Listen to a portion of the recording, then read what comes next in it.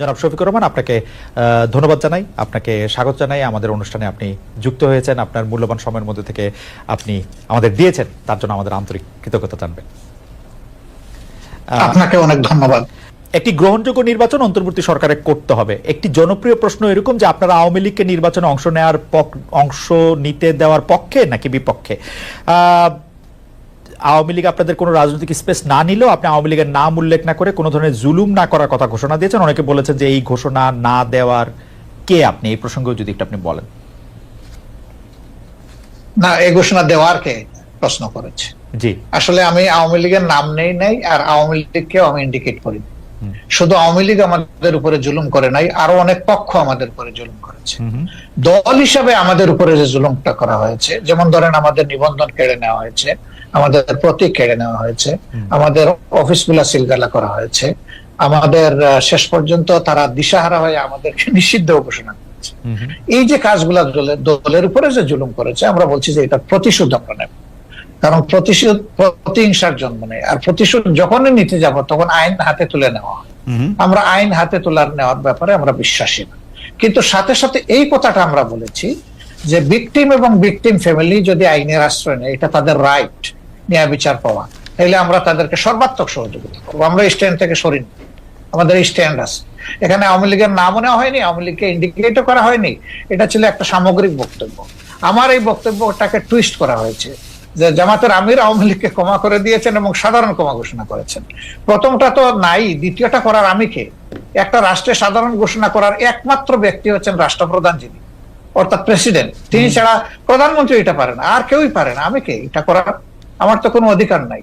বরঞ্চ আমরা বারবার বলে আসছি যে যাদের উপরে জুলুম হয়েছে, যারা ক্ষতিগ্রস্ত হয়েছে, নিহত আহত গুম হয়েছে, তার সম্পদ হারা হয়েছে, চাকরি হারা হয়েছে, তারা অবশ্যই মামলা করবে এবং তাদেরকে আমরা সঙ্গত সহযোগিতা করব। আচ্ছা, এটি অবশ্য আমাদের একটি প্রশ্ন, কারণ হচ্ছে যে পত্রপত্রিকা যেটি ছাপা হলো আওয়ামী লীগকে ক্ষমা করে দেওয়ার ঘোষণা জামায়াতের আমিরের, অনেকেই বলেছেন যে আপনি হয়তো খোলা মনে সাদা মনে সেই ক্ষমাটি ঘোষণা করতেই চেয়েছেন, কিন্তু পরে যখন আপনার দলের লোকেরা বা আপনি ফিরে গিয়ে চাপের মুখে সেটি আবার একটু বক্তব্য অন্যরকম করছেন। বিষয়টি কি ঠিক? মোটেই না, আমি মোটেই না। আমার বক্তব্য টুইস্ট করা হয়েছিল, সেটাকে আমি ক্লিয়ার করেছি। কোনো চাপও ছিল না আমার উপরে, এবং আমি এখানে কোনো হীনমন্যতায় ভুগিনি। আমি যা ভালো মনে করেছি, খোলা মনে সেটি বলেছি। আচ্ছা, আরেকটি প্রশ্ন আসতে চাই, সেটা হচ্ছে বৈষম্য বিরোধী যে ছাত্র আন্দোলনের যে রাজনৈতিক প্ল্যাটফর্ম, সেটি নিয়ে আমি সরি একটু আপনাকে ইন্টারাপ্ট করব। আপনি বলেছিলেন যে আওয়ামী লীগ নির্বাচনে আসুক, তারা রাজনীতি করুক, এটা আমি চাই। জি, আগে আওয়ামী লীগকে ডিসিশন নিতে হবে তারা আসলেই রাজনীতি করবে কিনা, তারা আসলেই রাজনীতি চায় কিনা। কারণ তারা যখনই ক্ষমতায় গিয়েছে তখন তো তারা রাজনীতির বাইরে চলে গেছে। প্রথম পিরিয়ডে শেখ মুজিব সাহেব জীবিত থাকা অবস্থায় তো তিনি বহুদলীয় গণতন্ত্রকে একদম শেষ করে দিয়ে একদলীয় বাকশাল কায়েম করেছে। আওয়ামী লীগ যখনই ক্ষমতায় এসেছে সেই জিনিসটাই এস্টাবলিশ করার চেষ্টা করেছে। এবারও তারা কিন্তু সে পথেই হাঁটছিল, এবং তাদের নেতারা বলতেন যে আমরা বাকশালের চেতনা অন্তরে ধারণ করি। সাংঘাতিক কথা।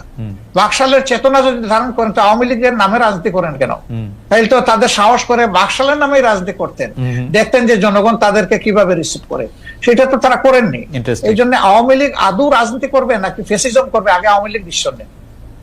আচ্ছা, এই প্রসঙ্গে আমি একটু জানতে চাই, 96 সালে যখন বিএনপির বিরুদ্ধে আপনারা তত্ত্বাবধায়ক সরকার কায়েম করার জন্য আন্দোলন করছিলেন, তখন কি আওয়ামী লীগের সাথে আপনারা জোটবদ্ধ হয়ে রাজনীতি করেছিলেন? না না, আমরা কোনো জোট গঠন করিনি। তবে মাঝে মধ্যে তাদের সাথে আমাদের যৌথ সভা হয়েছে, কিন্তু কোনো জোট আমরা করিনি। আর সেই ইস্যুটাও দেখেন, সেটা ছিল কেয়ারটেকারের ইস্যু।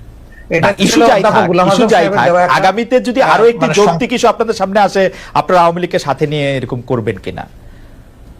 না, আমরা আওয়ামী লীগকে সাথে নেইনি। আওয়ামী লীগ আমাদের ইস্যুতে এসে পরে শরিক হয়েছে, এবং শরিক হইতে গিয়ে তারা আমাদের ইস্যু হাইজ্যাক করতে চাইলেন।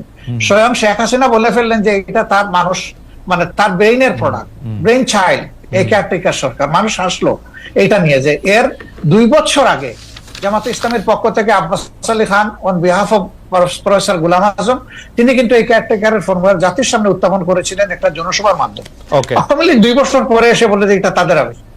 আমরা হাসলাম। আওয়ামী লীগের এইরকম ক্রেডিট হাইজ্যাক করার আরো বহু ইতিহাস আছে, সেটা বলতে গেলে অনেক সময় লাগবে। আমরা দর্শকদের যে প্রশ্ন করেছিলাম সেটি আসলে আপনি এখন মিস ইন্টারপ্রিটেশন বলছেন, সেই মিস ইন্টারপ্রিটেশন থেকে আমরা দর্শকদের কাছে প্রশ্ন করেছিলাম যে আওয়ামী লীগ সরকারের জুলুম সম্প্রতি দল হিসাবে ক্ষমা করার ঘোষণা দিয়েছে বাংলাদেশ জামাত ইসলামী, জামায়াতের অবস্থান সঠিক বলে মনে করেন কিনা?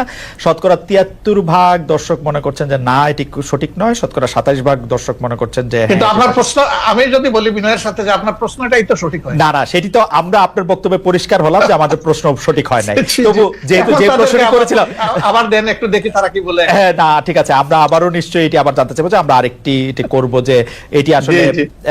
এটি আসলে উনার বক্তব্য নয় বা উনার বক্তব্যকে একটু মোচড় দেওয়া হয়েছে, যেটি ডক্টর শফিকুর রহমান একটু না, ভালোই মোচড় দেওয়া হয়েছে, একটু না।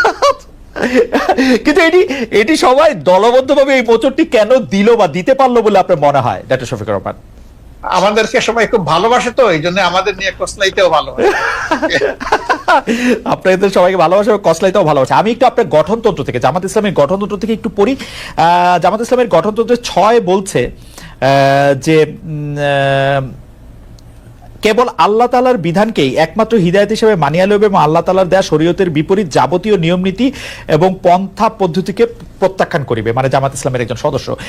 তো আমরা যদি ধরে নেই জামায়াত ইসলামী একটা ইসলামী শরীয়তের বিপরীত নয় এমন একটা শাসন ব্যবস্থা বা এমন একটা রাষ্ট্র ব্যবস্থা কামনা করে বা আশা করে, তাহলে সেটা আসলে কার মডেল বা কোন পৃথিবীর আর কোন দেশের আদলে? মানে এটা কি পাকিস্তানের আদলে, এটা কি সৌদি আরবের আদলে, এটা কি ইরানের আদলে, এটা কিসের আদলে আসলে?